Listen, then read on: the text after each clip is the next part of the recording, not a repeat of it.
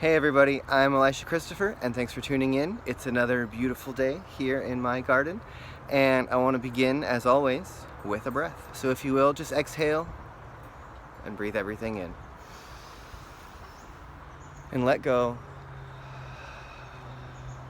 Do that 2 more times. So breathe in again,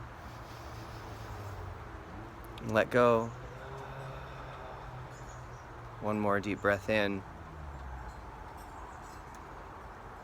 and breathe out. So today I want to talk about the power of group consciousness and why that matters right now. So I grew up hearing the words of Jesus, who said, "Where 2 or more are gathered, there I am also." And recently I've been fascinated by the work of Lynn McTaggart, who wrote books like The Power of 8 and The Intention Experiment. And in her work, she explores an idea through many scientific experiments that groups of people, when focused on, say, a group of seeds or a person who needs healing, while focusing on a collective idea at the same time, something shifts in the brain that causes a sense of connection between all the people and also has an impact on the object of focus. So the seeds intended in a control group would grow stronger and faster than the rest of the seeds. Or an individual sitting in the center of a circle being prayed for can experience a spontaneous healing. And I've also recently read the book Stealing Fire, which in part of that book talks about the idea of communitas, which is the feeling experience that happens when we connect with a group. And many people, many of us, have experienced communitas, say at a concert or at a festival. Many of us have maybe experienced communitas in church or in a religious ceremony or in a ritual. It can also be experienced in intimate moments with another person.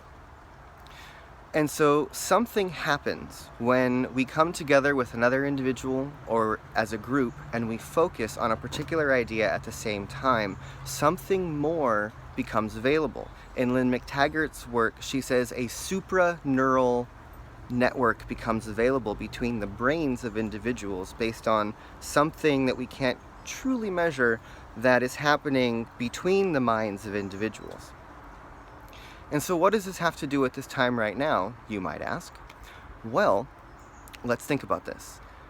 This is perhaps this moment in time, this moment in history, with the cross-section of COVID-19, this global pandemic, our global society, our global internet and communication and social media networks, that this is the first time, perhaps ever, that this many people, perhaps the entirety of humanity, is thinking about the same idea at the same time. And let's let that sink in for a moment, because if all of humanity is focusing on the same thing at the same time, and all it takes is where 2 or more are gathered to have the I Am presence, God itself, life itself, become available to us, and then if we come together in small groups, we can heal each other, well then what if this moment is offering us a great collective moment of healing? Because some of the things that we're all focusing on are fear, or perhaps grief, or a level of suffering or difficulty. And I know that in my own life, it's often been the most painful moments that create the energy and the drive and the desire in me for something better, for something more, and for something new. And I want to really invite this time for all of us to potentially be a place in our lives where we can begin to really tap into that. The earth itself is quieter right now. All of humanity is a bit quieter right now. All of the busyness has faded away.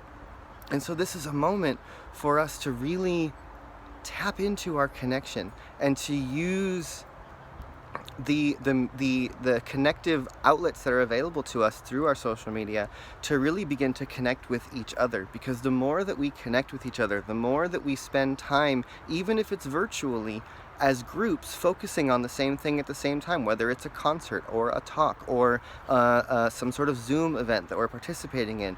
We're activating group consciousness. And if we can develop nodes of group consciousness where we're focusing, and then we do this as a collective around the planet, what if this could be the awakening that we all need?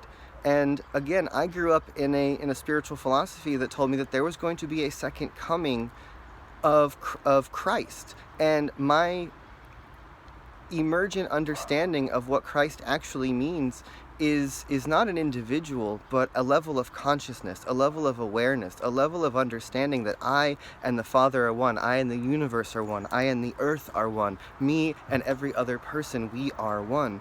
What if that Christ consciousness, the second coming, is not an individual, but it's a group collective awakening that we all have, and that as a species, as a global family, we rise to a new level of awareness where we begin to interact with each other and the world in a new way. And if there's ever been a moment in history that offered us that opportunity, maybe it's right now. So I just want to say thanks for tuning in. I'm trying to do this every day. We'll see where it goes. I'm making my commitment to you. I will see you tomorrow.